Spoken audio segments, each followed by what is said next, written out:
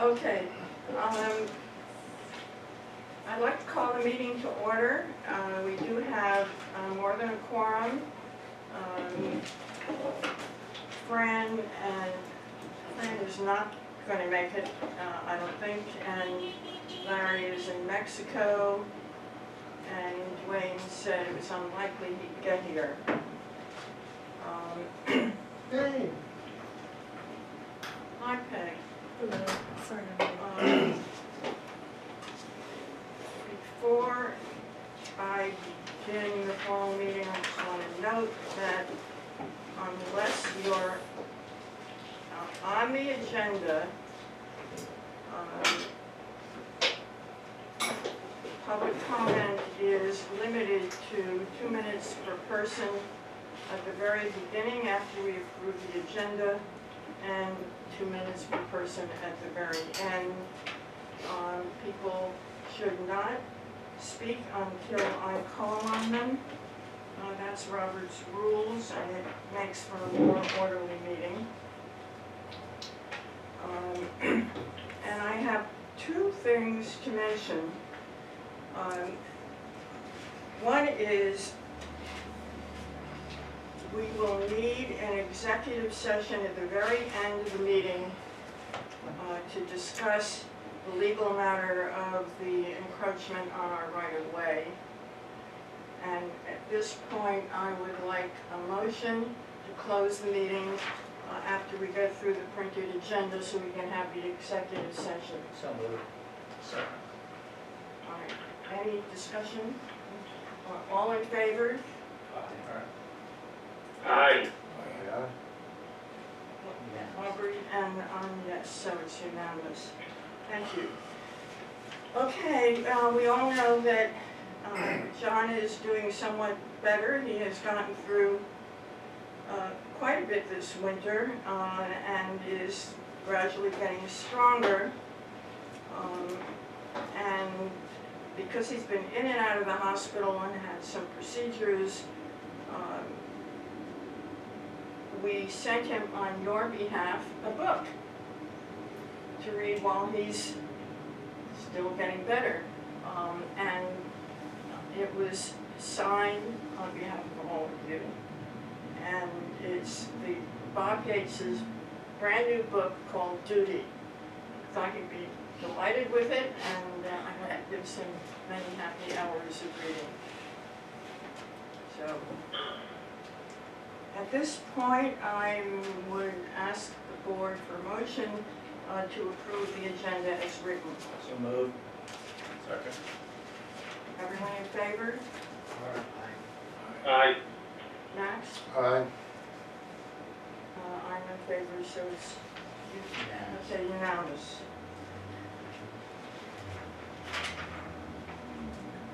At this point, I'd like a motion to approve the minutes So moved.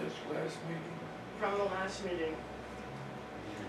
Is it December? Isn't it January? January minutes. Correct. January minutes. Did I get a motion for that? So moved. I'll second. Okay, everyone in favor? Aye. Kurt? Right. Okay, you too. Yeah. You too? Office update? We're passing public comment. I'm sorry, public comment. Is there any public comment at this point before we launch into our agenda?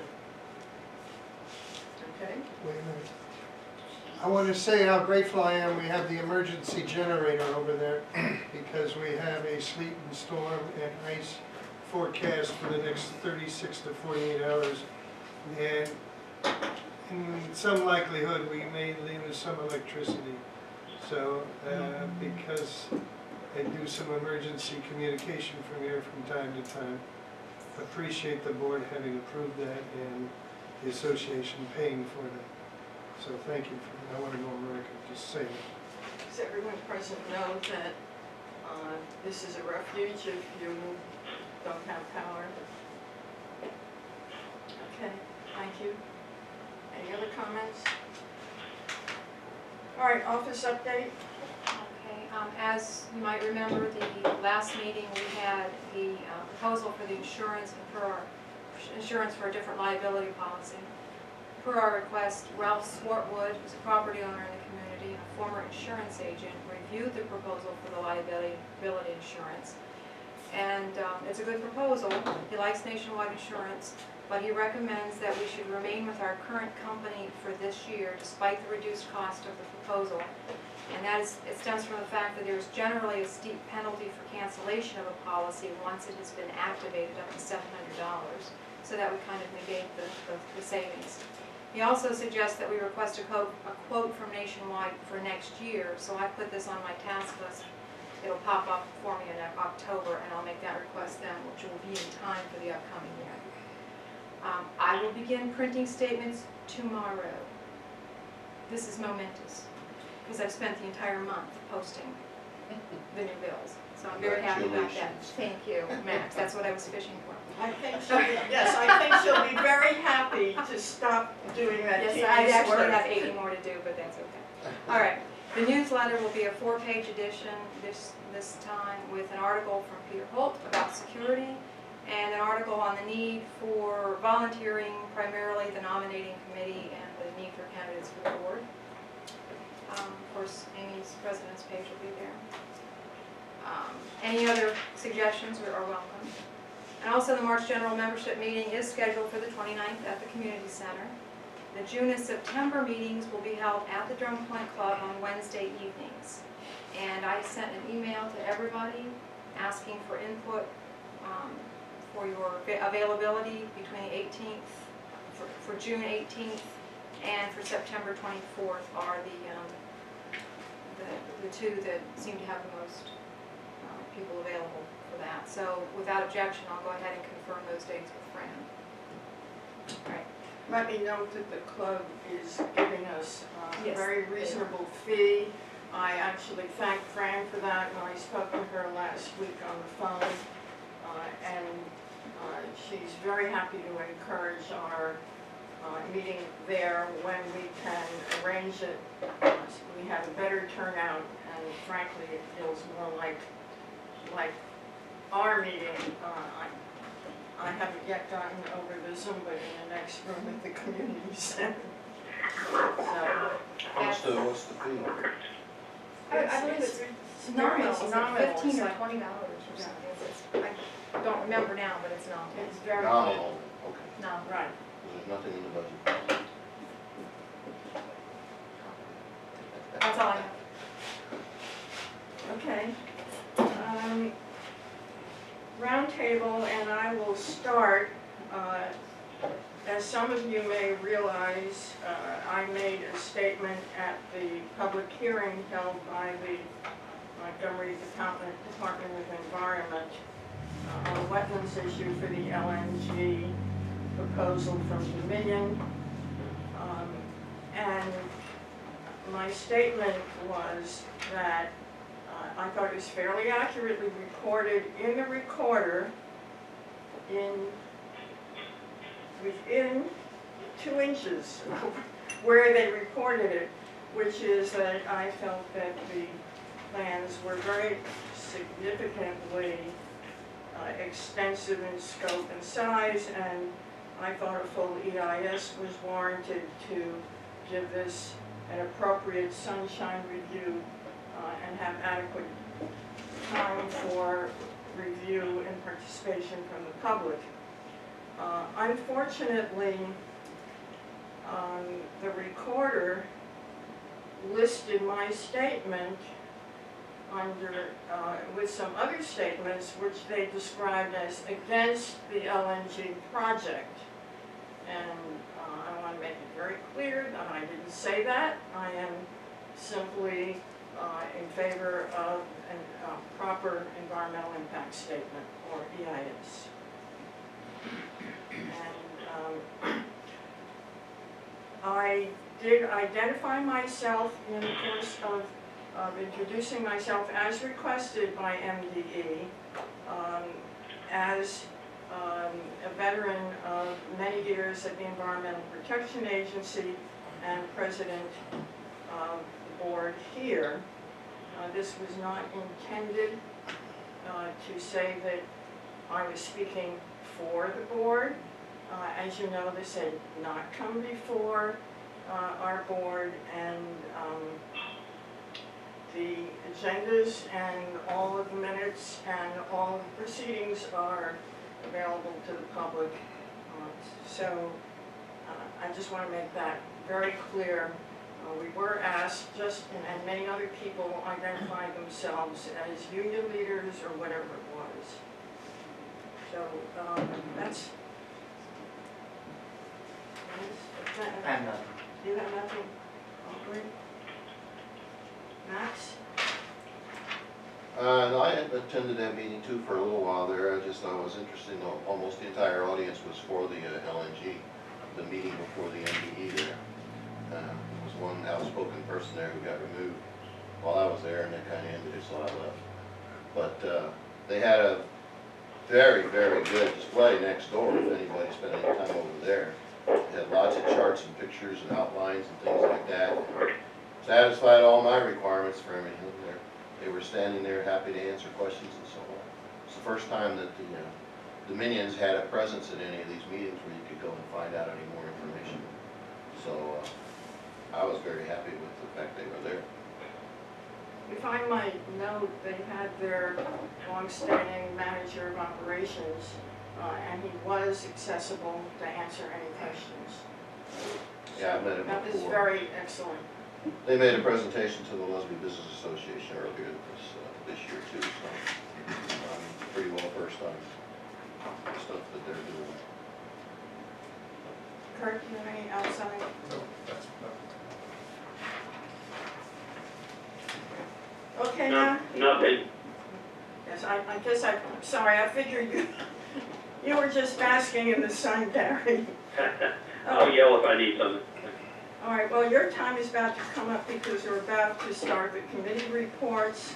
And I'd like you to lead with the roads committee with what may be on everybody's mind, which is the snow removal from 2 recent snow events. All right, I'll start off with the, as everyone is aware, I'm sure, there were 2 snow events, one in the, what was the 13th and 14th, and then one later on. The first event was more significant in that, because of the cold weather, we had to salt, I believe, 3 times.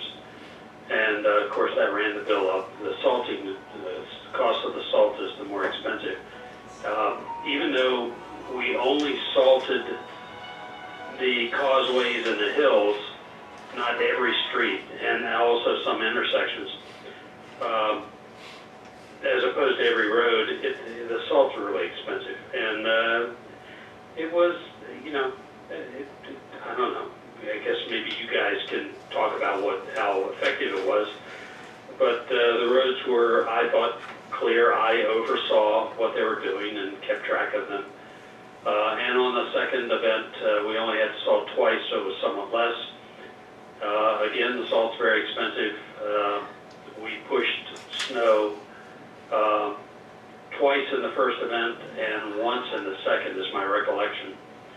And again, you folks were there and saw the shape of the roads.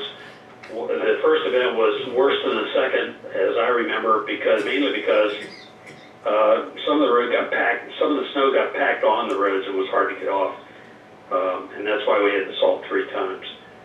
So I guess that's all I have to say about that. I guess we have the numbers there. Rhea, can you give us the numbers of the bill? On the first event, it was actually, Gary, to correct you, January 21st and 22nd on the invoice. Yeah. Okay, sorry. No big deal. But the actual cost was $18,348.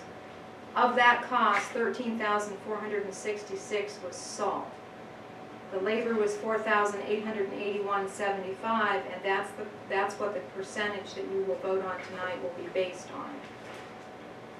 I sent this spreadsheet out about two weeks ago, perhaps. I can can run down the percentage amounts if you like, or? Well, just tell us about the second one first, and then Okay, we'll go into the. The second one then, the cost was $14,033 with the salt, $9,576, and the labor cost, $4,457.25. All right, let me talk about those two jobs. The first one, they did exactly what we asked them to do, and I personally have no issue with the work that was done, and would recommend a 12%. But I'm not going to make a motion. I'll let you guys decide that when you look at each other in the eye.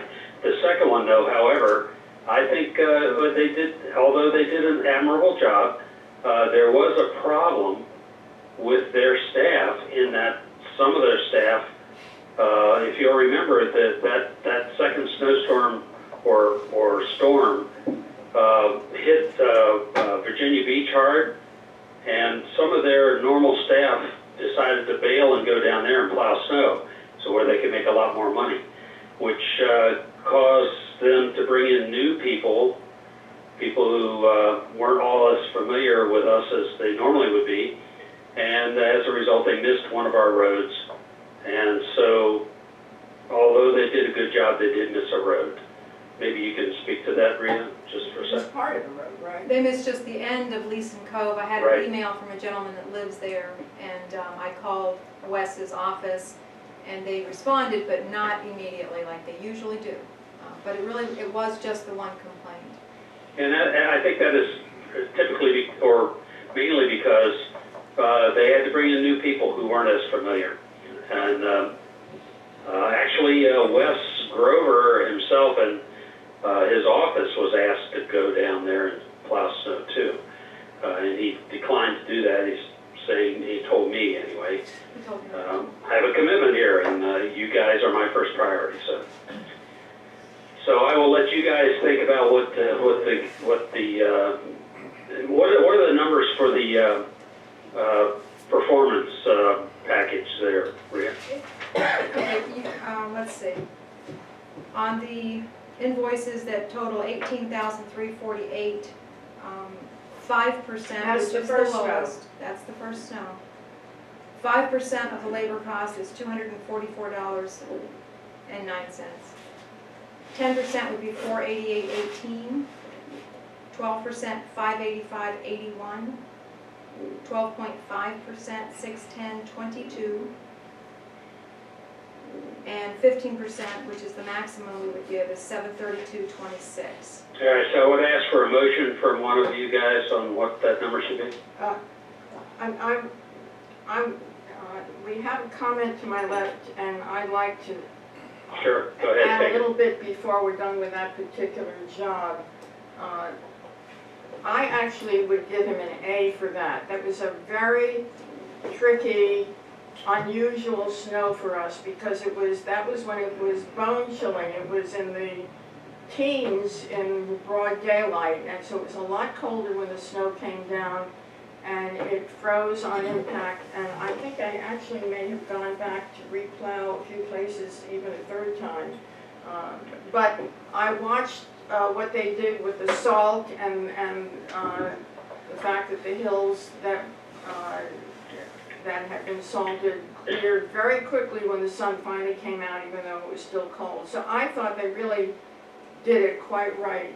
Dennis? I move we award them 12% for the first job at $585. I second that. All right, discussion. The 12% amounted to how much? $585 and whatever pennies. Now, the cost of this has already been paid, so we're only paying the $585 now. Okay. Now this is 12% against their labor only, not against the salt acquisition. I personally would like to give them something a little higher than 12%. And, I wonder if anyone has any other thoughts about that.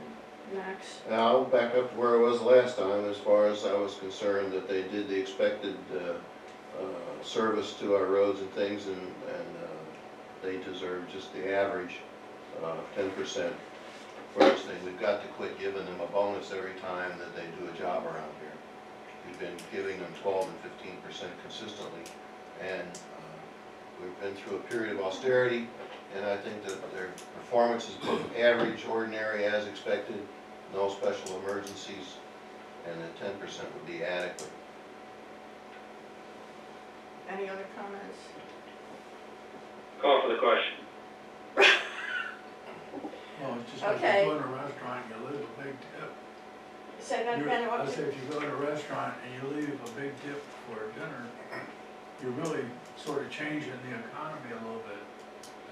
You know, people, if you go to the same restaurant all the time, they expect you to give them a big tip. Well, I think we've been very well taken care of by West Grover, but I'm ready to call for the question. All in favor of 12%? Aye. Aye. Opposed? 2. 2 for, 2 against, and 2 abstentions. What is the 10% amount into? The 10% is 488, 488. $488.18. about $100. It's not a big deal. None of this is a big deal, is It's just that we're consistently For doing a providing good them job. with 12 and 15% for this thing, rather than it? It's just the- recognizing the it's service that we're supposed to principle. get. It isn't the amount. We have said that the lowest we give is 5% and the highest is 15. And therefore, we're assessing whether this is average, as Max said, 10, or above average, 12. Super would be 15. Anything in between, I don't know where the 12.5 came, that's whatever the case. But I think we're not dealing with the amount itself, we're dealing with the principle of whether we feel it was below par, par, or above par. If I may, since I worked with them during this, Yes? in that first the storm, when I asked them to come and hit our hills and intersections one more time, they were on it within 2 hours, and I thought that was really good service. And that's the reason I'm going with 12. Well, let me interject myself. I happened to get up in the middle of the night, and they passed my house plowing the road at exactly 3:25 a.m. And what that meant was the minute the snow stopped, they were out plowing. And that had been the plan. So Wes had been manning the office and the phones, and his people were on standby around the clock in order to hit the plows exactly when it stopped. You don't want to start plowing beforehand because that's a waste for us. That's correct. Point of order, did Aubrey vote No, And in favor of 12%? Okay, so that's 3. 3 to 2. 3, 4, to, I passed at 12. Kurt, how did you vote? You didn't. I Did you haven't abstain? voted. Are you going to vote? I'm really torn in this thing because I think that Max and Dennis have a point.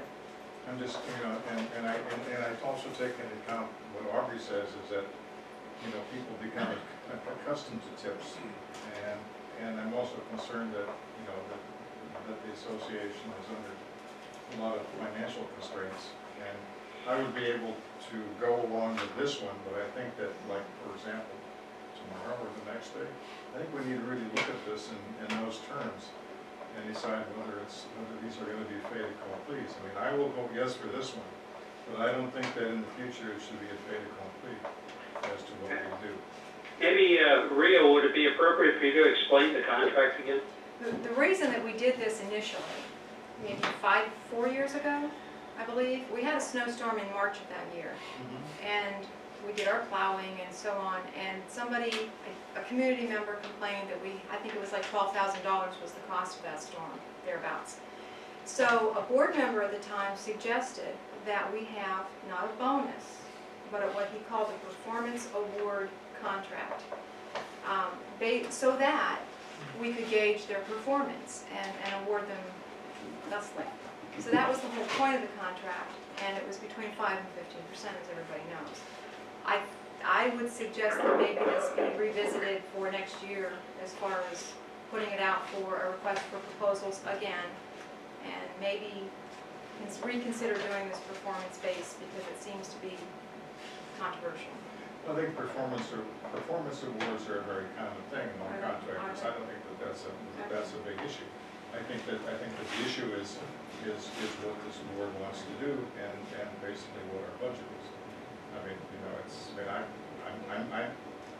I'm all in favor of good karma by good tips, but you know, I'm worried about what other people do. Well, this one has passed, so I'd like to go on to the next one, and, yes, Gary, you did not give a recommendation on the second one. Do you have a recommendation excuse me, on the second? I was addressing that, Dennis. I wasn't trying to undo you, but I was addressing it. And Gary, I was wondering just what Dennis was wondering, what would your recommendation be? Well, you know, although they had to struggle, that is not our problem. The fact that they lost some of their normal staff and had to scramble to find other people and so on is not our problem. I would call this performance average. And they didn't do anything that above and beyond, in my opinion. I would recommend 10. And what percentage would you recommend? 10? 10. But I would look for someone else to do a motion on that. I move we award 10% for the second event. Gary, do you want to second that, or was that a Yeah, second I'll of your second it. motion? All right. I'll second it, sure. Any further discussion on that one? All right, I'm calling for the question. Everyone in favor? Aye. Aye. Aye. Nay. You said nay? Anyone opposed? Nay. Is that one? Yes. One. Okay. So it's 10%. Okay. Madam Chairman? Yes. I just wanted to say I concur with compadre there, Kurt. We need to get this out of the realm of out of the ethereal into something more concrete, because if the person who supervises this activity gives a number, who am I to say that that wasn't good? Unless I was there. I had a hard time with this. Maybe Max was there, maybe Kurt was around, maybe you were around, and saw the performance. I have to defer to that. So as we go forward, I'd like to have something a little more concrete on which I can base my vote. It's just something that's a little hard to. What would you suggest? I have no idea. I Well, don't the think, suggestion would be to get a new contract. yeah, well, that's what we're talking about. Right. We're talking about looking at other ways of compensating performance than something that's so ethereal as this. All right. So when it comes time, we'll reconsider the way the contract is let For the next year. for the next year. Thanks. Thank you, Dennis, for that. Okay, Finance Committee Treasurer's Report. I have standard reports there before you, nothing exceptional to report except for snow removal. We're about 50% over the budget for the snow removal, and we've still got another storm coming here, so just be prepared. This next one could probably double the cost that we already have paid out. and which would put us 300 or 400% over budget. What did we budget? Was it 30,000? 30,000, we've already spent 40 plus some unpaid bills. Okay. This could affect our road repair next spring. In what way, Gary? Well, I mean, you know, it comes out of STD, and if we Yes. spend the STD down, we don't have any carryover or any other money that we could apply to doing more rejuvenation, for example, or paving if necessary. Right, and we may also find that we have a lot of winter freeze-thaw damage when the spring rolls around, so Potholes, etc. cracks. Okay, anything else, Max? No finance problems. I have not heard anything from the planning committee or anybody else about any plans for next year, so as far as I know, there is no road work next year, so. Okay, I think there will be some action soon in that area. All right, environmental committee report is mine. I had been trying for several years to do something about the sediment and runoff into Leeson's Cove Canal, which has built up a lot of sediment at a delta near Rousby Hall Road from the outlet of two culverts under Rousby Hall Road. So there's a delta of mud, and then the depth of Leeson's Cove Canal is significantly less than it was about a decade ago. And I've been working, the environmental committee have been working through Department of Public Works, which meets on a monthly basis with the State Highway Authority. And they did help us, the SHA helped us a lot a couple of years ago with flooding at Riverview by fixing their drainage system, which had deteriorated. But they didn't budge on this. So I made the acquaintance of the local Patuxent riverkeeper, whose name is Fred Tutman. He's a lawyer. He's part of a nationwide nonprofit network, and he seems to know everyone in this area. And he visited the problem area with Kurt and Bob Boxwell and myself, and he has now contacted someone in the State Highway Authority who is looking for an engineer to visit the area in the next couple of weeks and hopefully propose a solution. Meanwhile, SCLT also has a partial solution. They want to put that in concert with what SHA can do.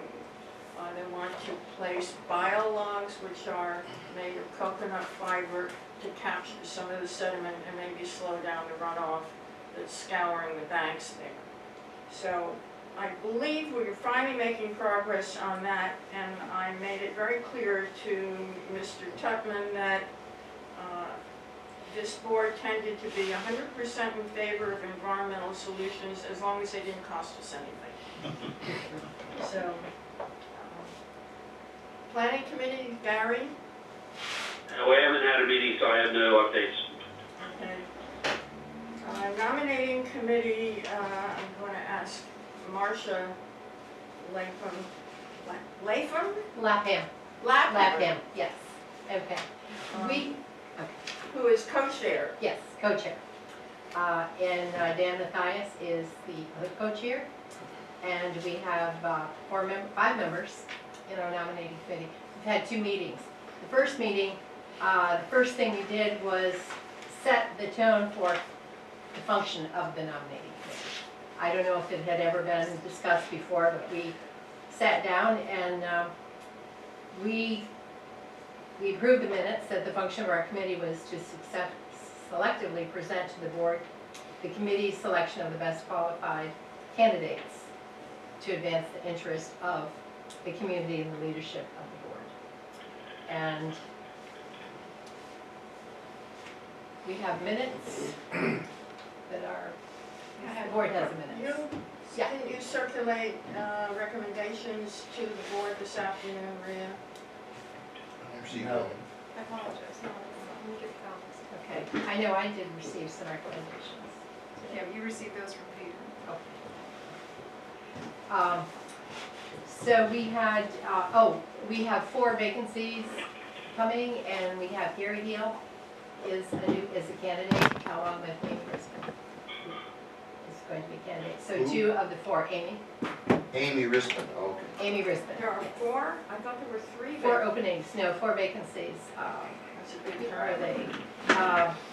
Well, you, John McCall, Len Addis, and Dennis Baker. Okay. So Len Addis is temporarily filled by Peter Larson.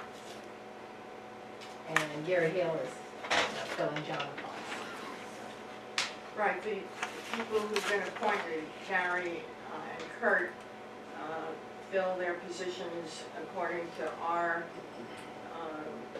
papers until June, through Okay. June. Okay. So, yes, you're right, there are 4. Okay. And 2 for sure candidates at this point. So 2 more candidates would be great.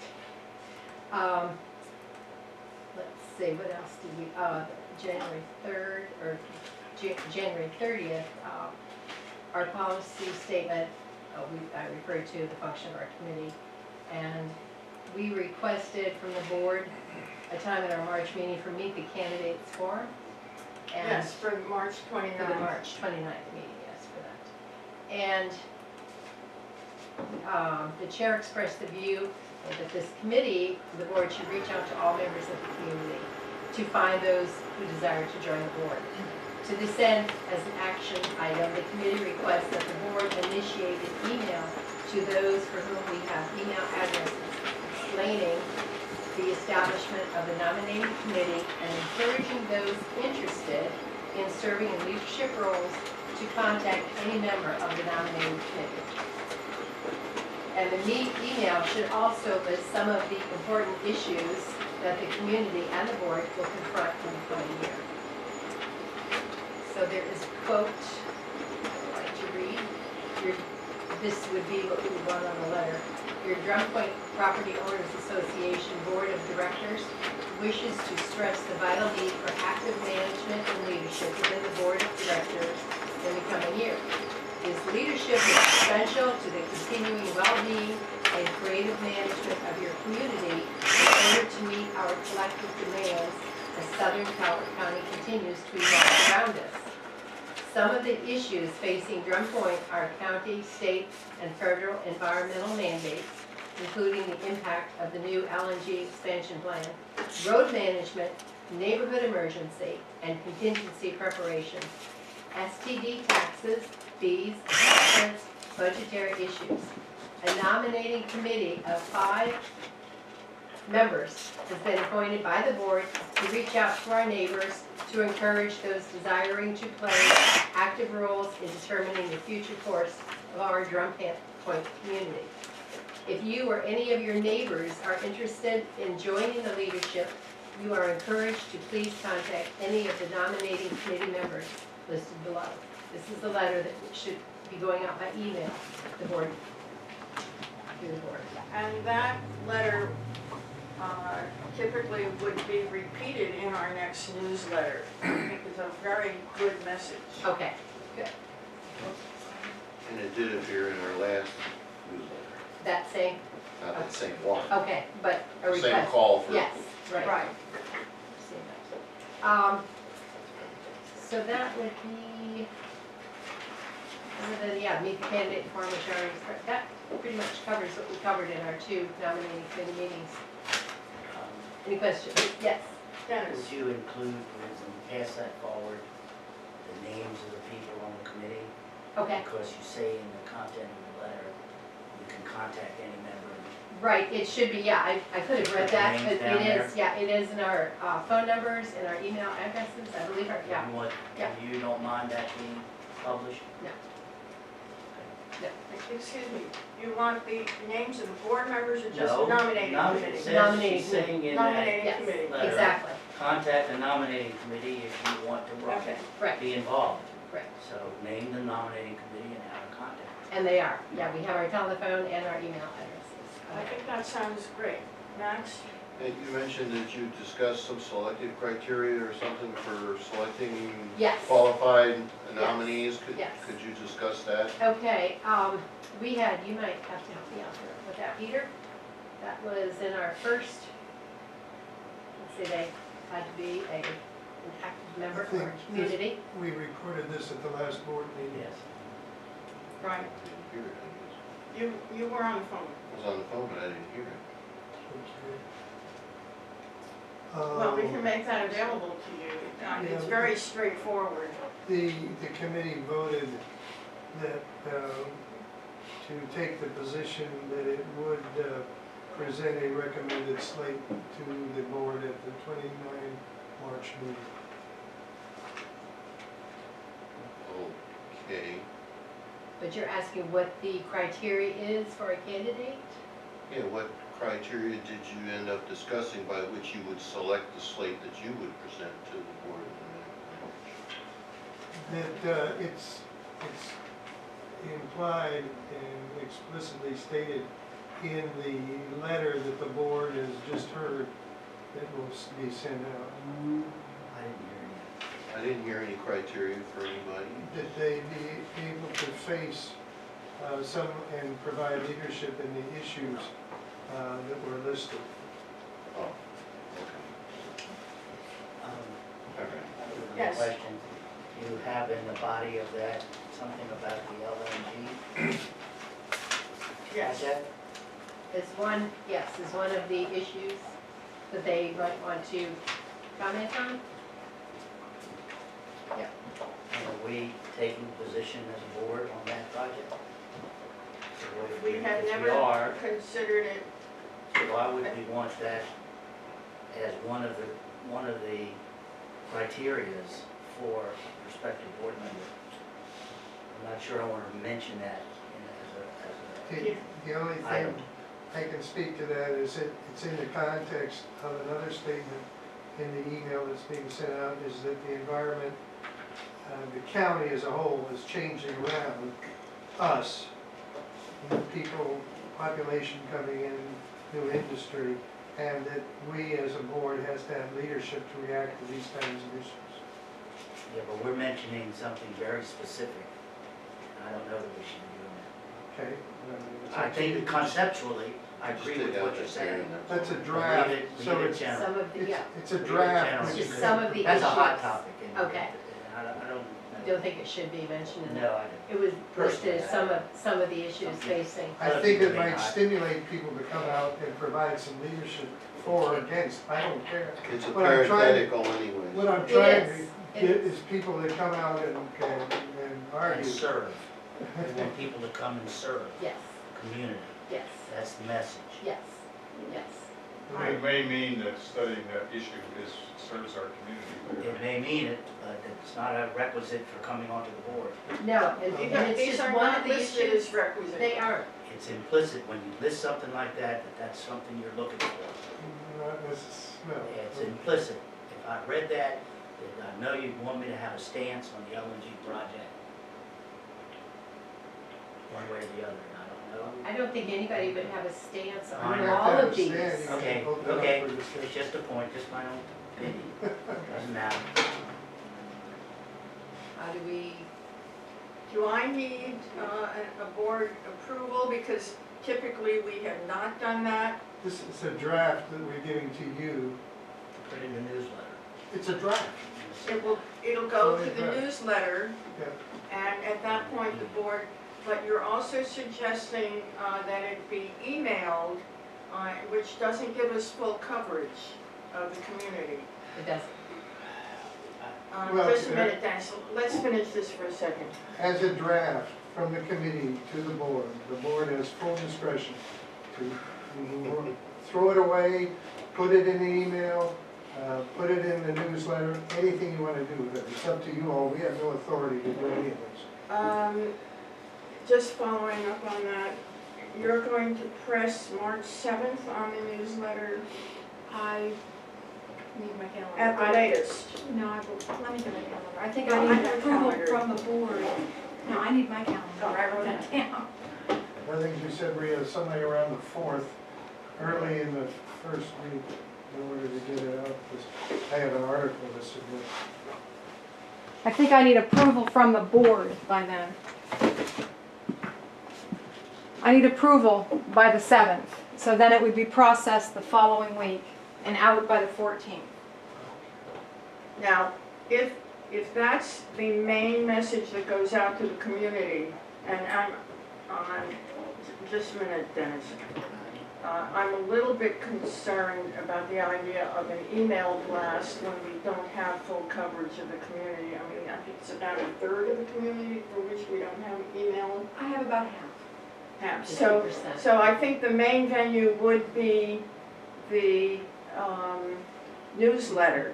And I think one of the things we can do is a short newsletter, is try to get it out early because you're trying to call for candidates and do that instead of the email. Now, Dennis, you had a point. I don't want to muddy the waters. I think we should get this to the widest number of people possible in the most vehicles that we've got available to us, whether it's only half the population that's on our email list or not.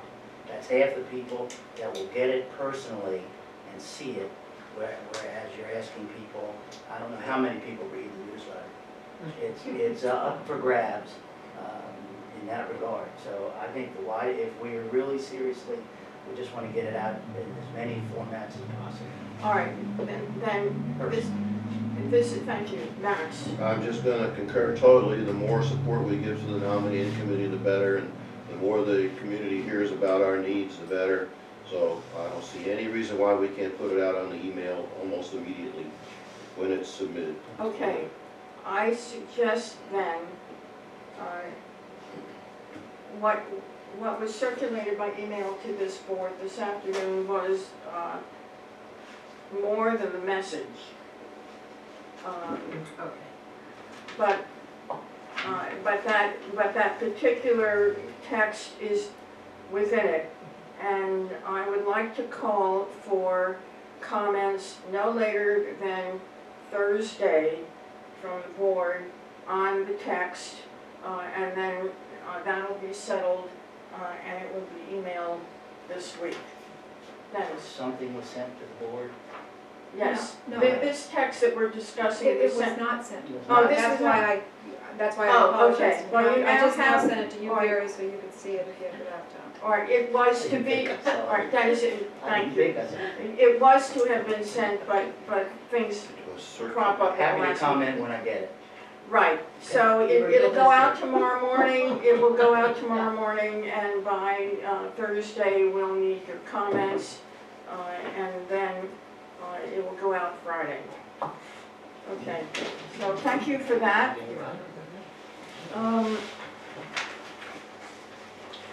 Old business.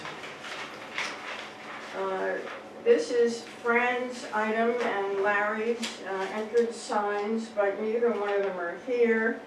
And as you are all aware on the board,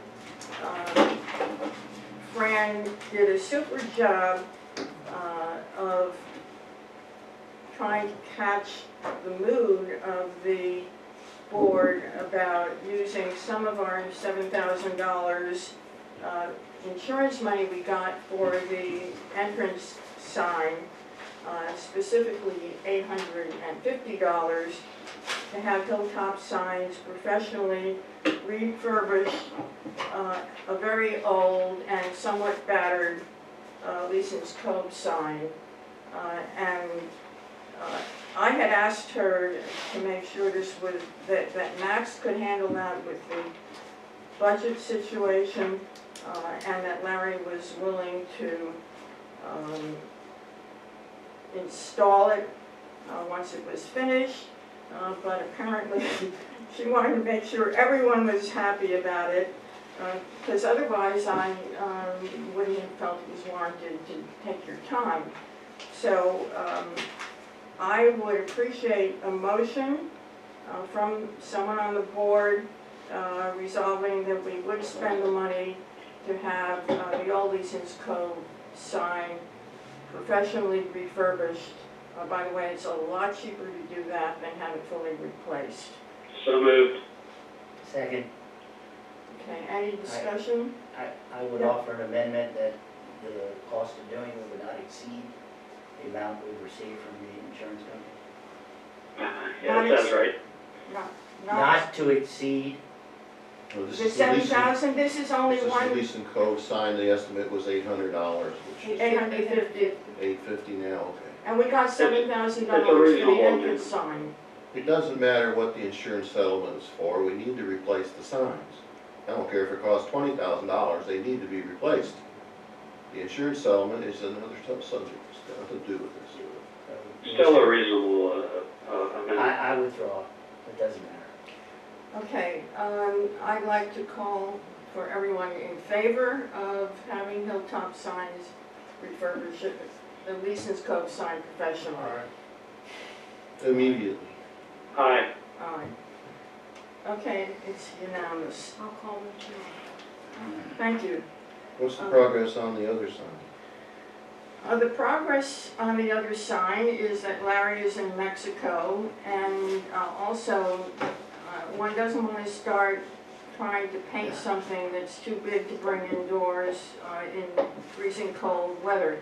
So I think about the time he returns from Mexico, he's poised with Fran to start fixing that sign up, and we know where to get the materials needed.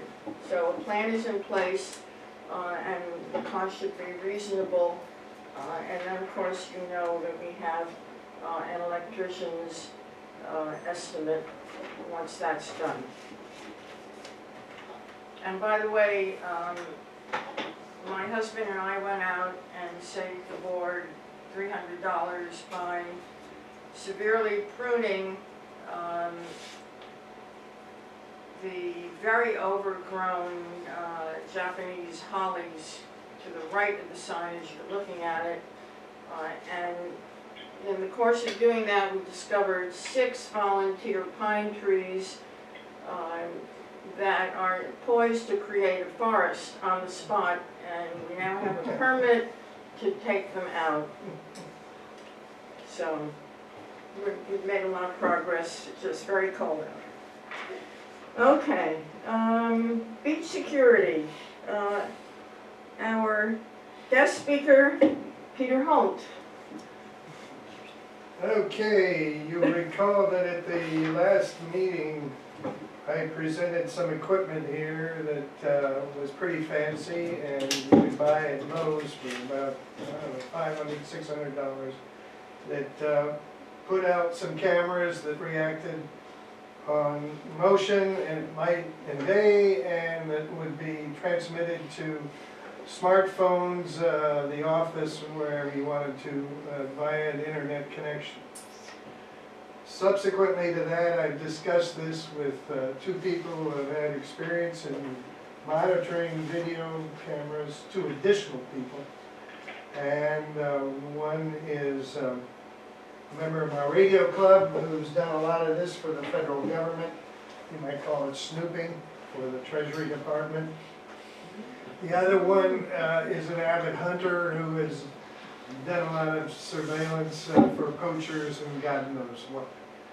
And the brilliant idea has come up, since we want to sort of feel our way into this to see what really works.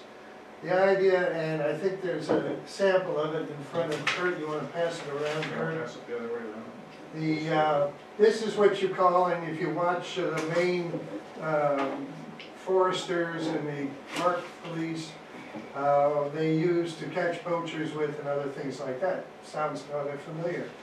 So if our intent is to catch people who shouldn't be there without confronting them and catch trespassers and actions, that these cameras are very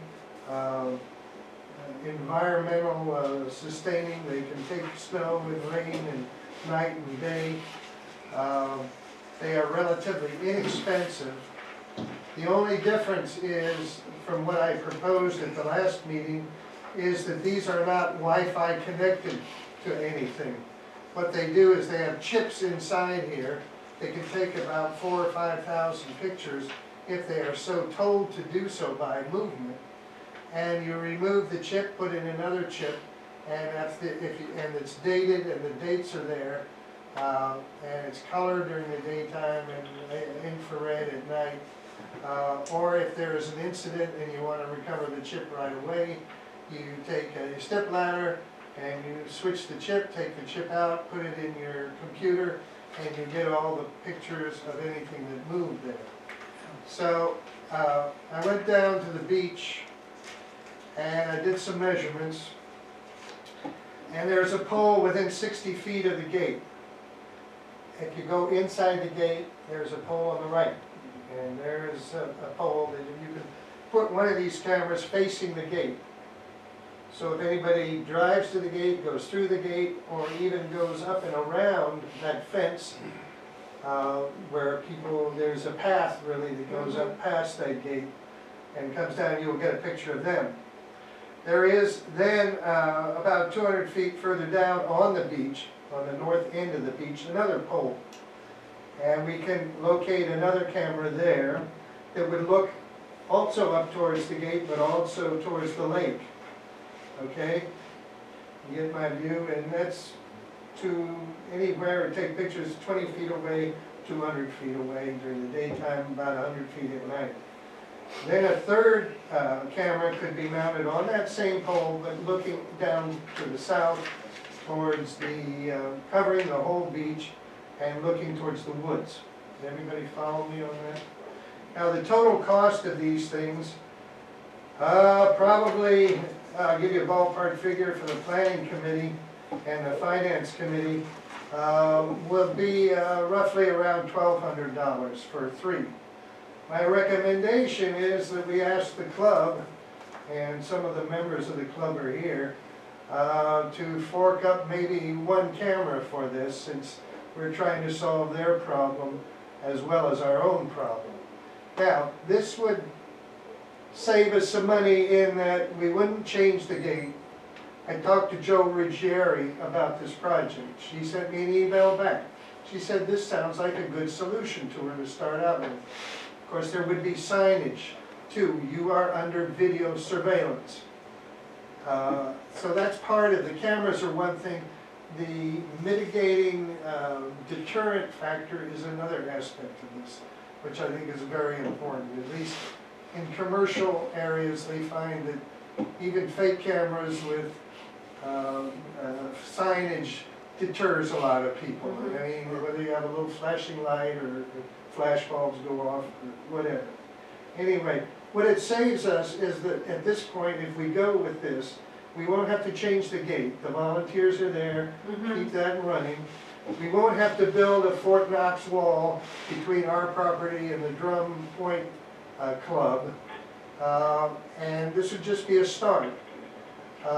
We can see how it works. We can adjust the cameras fairly easily and see what we catch and see how much of a mitigating factor and deterrent factor it is for all concerned.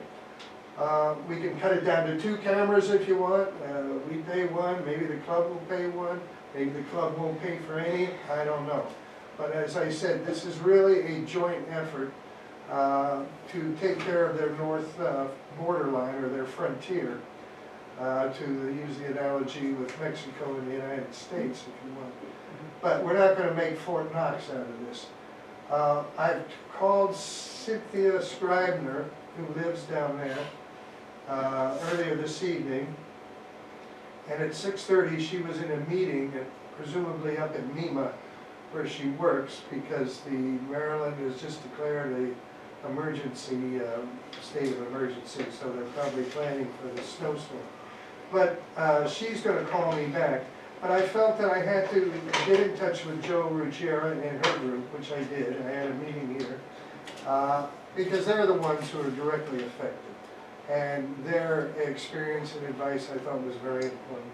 I also want to get Cynthia's input, but I throw this out as an alternative to the board that gives us a pretty set price, say $1,300 for 3 cameras, 14, in that ballpark, max if you can work somewhere around that amount. You discussed with me possibly of throwing a figure in, and I can substantiate it with that piece of paper there. I think there's a dollar figure at the end, or no, that was another bid I got from another company.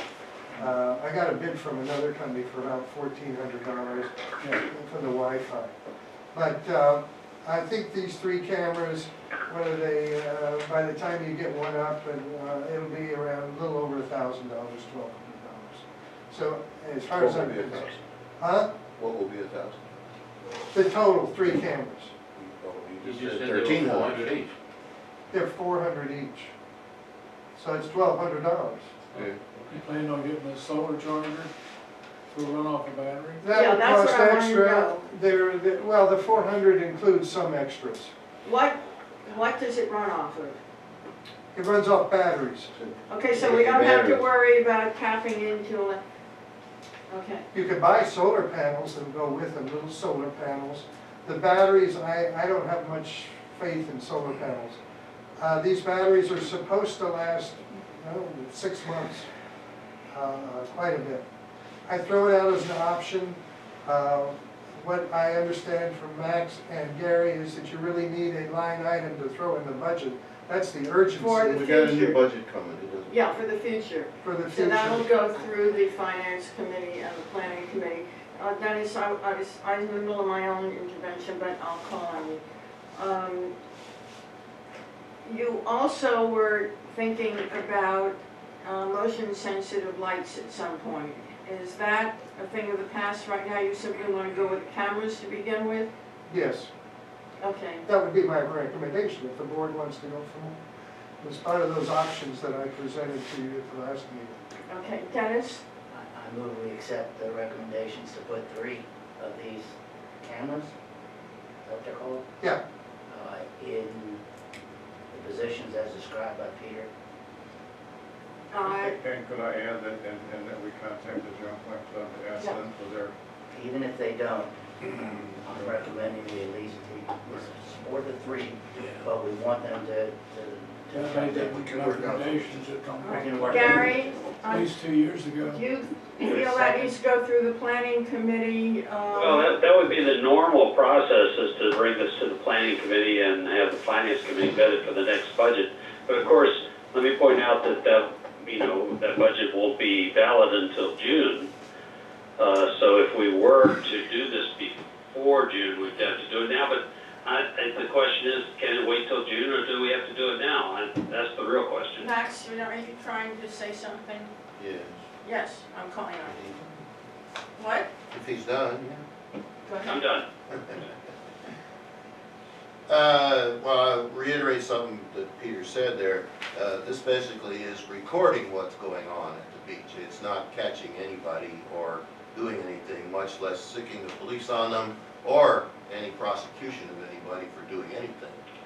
I would question also what the installation cost might be, but more importantly, the recurring maintenance cost of replacing the batteries and retrieving these chips and replacing those all the time. Who is going to be climbing up these poles to be doing this kind of thing? I just like to have some idea of how that would be done before we actually accept the proposal. I'm not against the price or anything like that. I just, who's going to be going up and pulling the chips and doing all this stuff based upon whatever initiative there is at the time. All right, well, I presume you're prepared to write a report to go with these pictures, and that can go through the planning committee and the finance committee in some detail.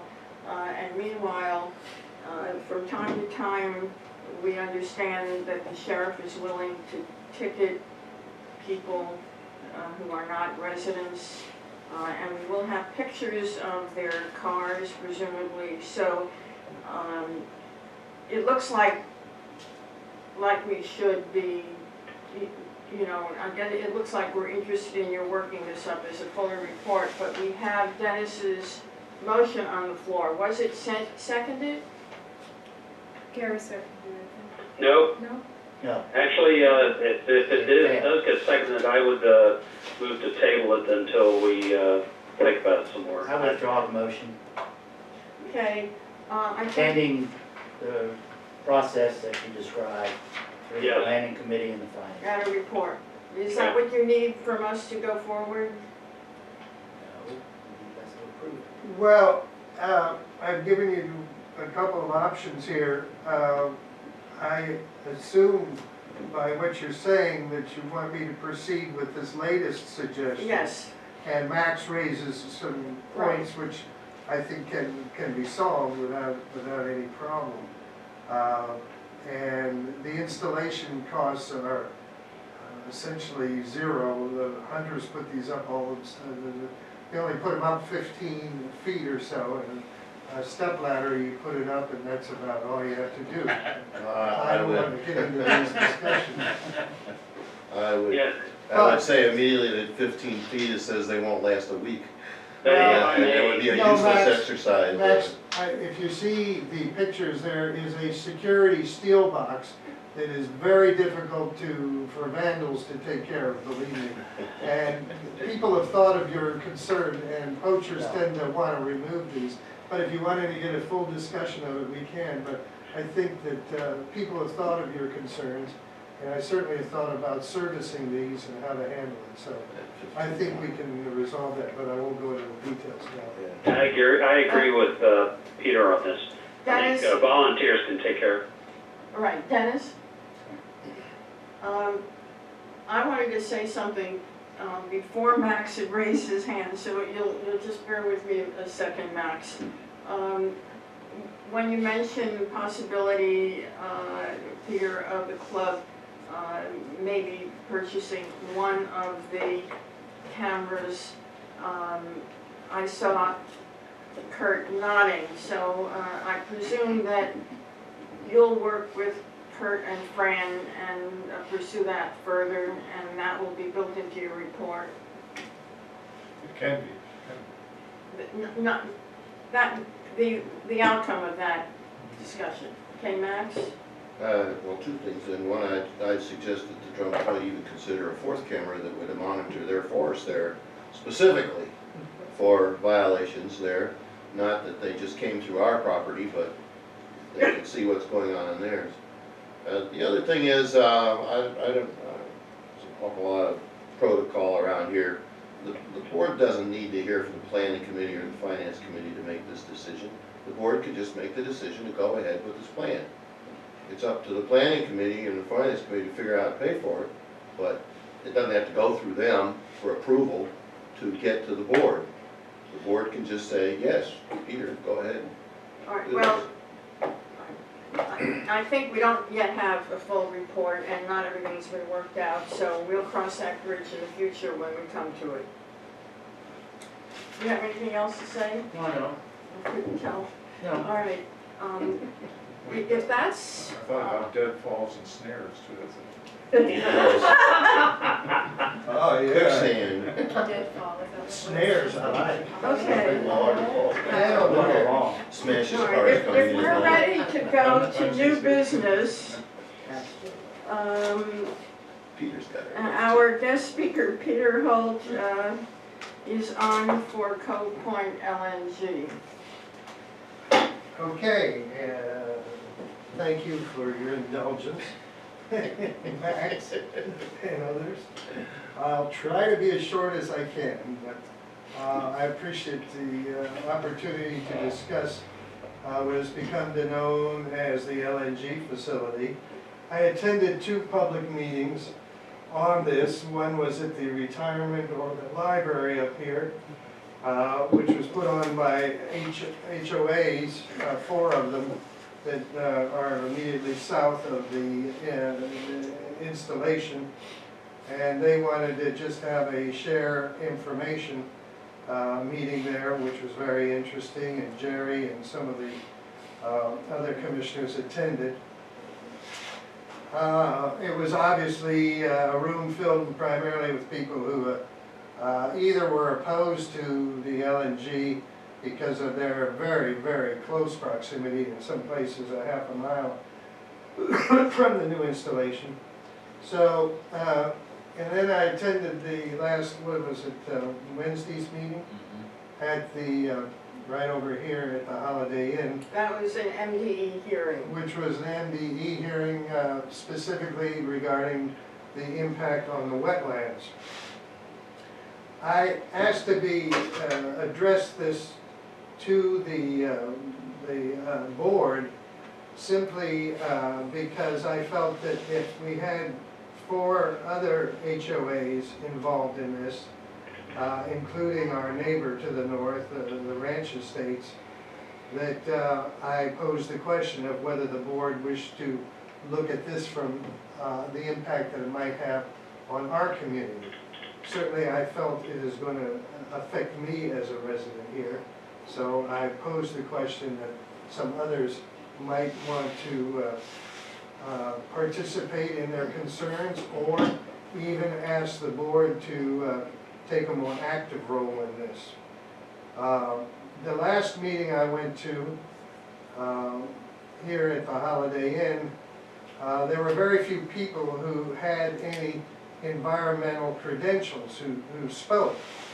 For the first hour, hour and a half, we heard primarily the labor unions and the chambers of commerce and the commissioners, none of whom specialize in wetlands or environmental issues, to support their primarily jobs and money from taxes for the community. And then at the end, there were several people who spoke. Some of them spoke in opposition to it, some of them, as Amy did, spoke for clarification through a more thorough EIS, and including myself. I spoke to, not for or against the LNG, because I probably would come down on the fact that it's inevitable this thing is going to be built up there, and that's fine, and I appreciate the fact that a lot of people are going to have money and jobs, and that the county is going to get a lot. But my other point is that there is going to be a cost to the community and to those who live here, and those are some environmental and natural concerns, specifically air and water.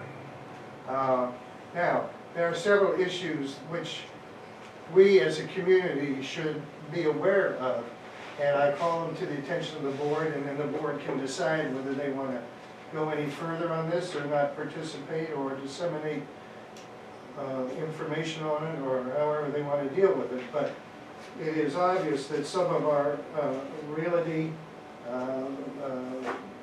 those houses and the real estate near this are going to be affected, as they traditionally are when new industry moves into the area. Certainly the equivalent of 3,000 new homes being built here, that would be the equivalent of what we have in Drum Point, plus some. Considerable more suddenly being dropped into our county, and we do have a limited population policy by the county, and 3,000, the equivalent of 3,100 homes drawing on our aquifers might be a serious concern. At least it is to me.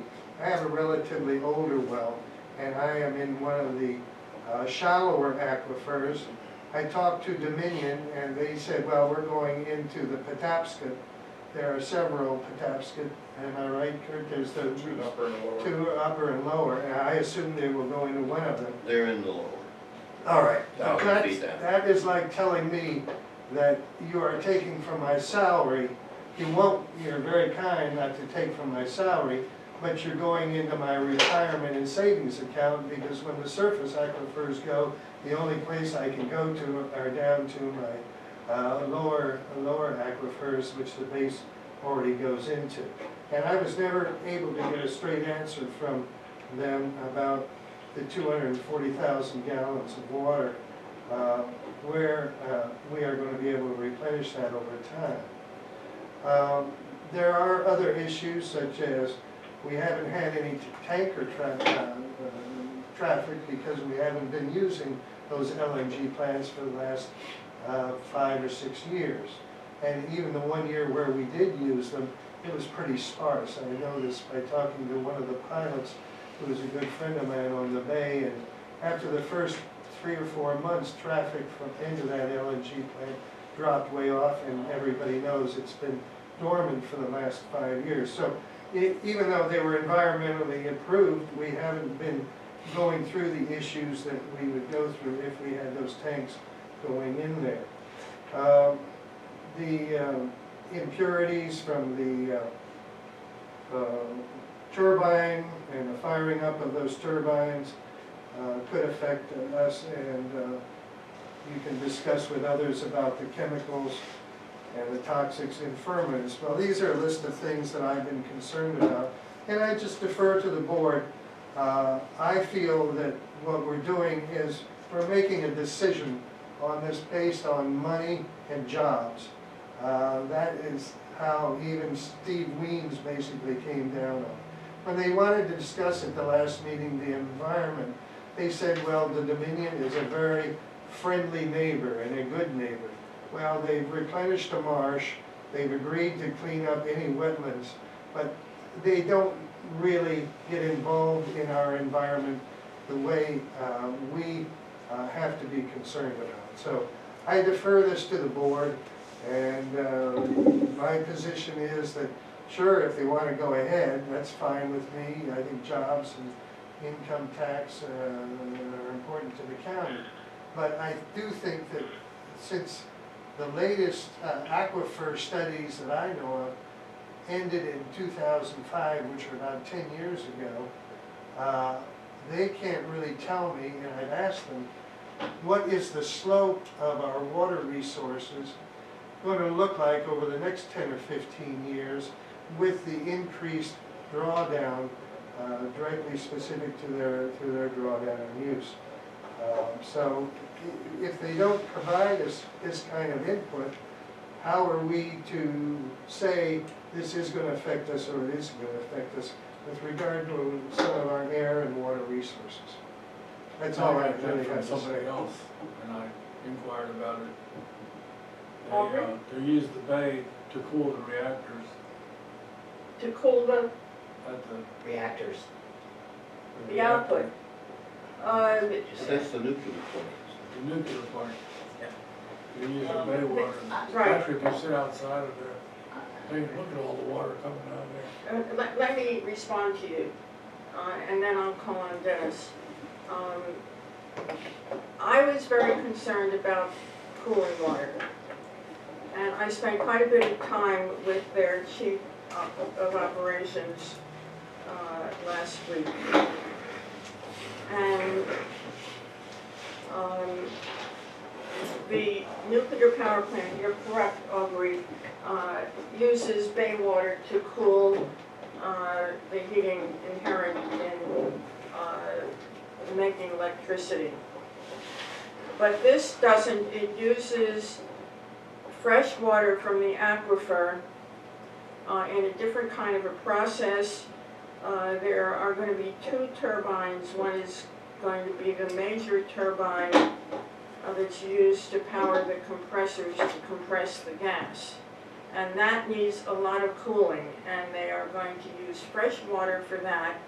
And in the process of cooling that turbine, which will require a 6-story high wall that's 3/4 of a mile long to cut the noise, in the process of cooling that turbine, the water will turn into steam, which will then be captured and cycled over to the second turbine, which will run as a steam-driven turbine to make electricity to power the plant. So that's their take on doing it. And I personally had some questions about why couldn't they do something more conventional with bay water and not tap our aquifer. And I don't want to go into all the technicalities. I'm happy to talk to you separately And I was wondering why the nuclear power plant electricity couldn't be used to power this stuff. And these are questions I'd like to see answered in an EIS. So they're not going to do it. They're not going to be heating up more bay water. Dennis, you had your hand up. Yes. I'm not familiar enough to know what an EIS really is supposed to deal with as terms of the outcome of doing an EIS. That as an aside, seems to me the key question for me as a board member, as a member of the board that represents this community, what kind of position should I be taking on behalf of the community? That is a decision we need to be making. Do we do a statement to the community outlining the pros and cons? Just a generic statement as to here are the issues, you're an adult, you make up your own mind? Or do we do something a little more definitive by saying here's how we believe we should, or here's the position we're taking? I'm of the belief that our role is to present to the community the issues. If I as an individual want to take a side in those issues, that's my prerogative as an individual. As a board though, I'm not sure that's something I would support that we do in terms of coming out, taking a position on whether this is good or not good. Before I call on Max, I just want to point out that we have two other members of the public here who have been looking at this very closely. So after Max speaks, I'd like to invite them, if they have anything definitive. Out of three. Well, I know these ladies have been very, very active. I didn't know about your, but so absolutely. All right, Max? Well, I can only further what Dennis is saying, unless there's something that clearly is going to affect this community environmentally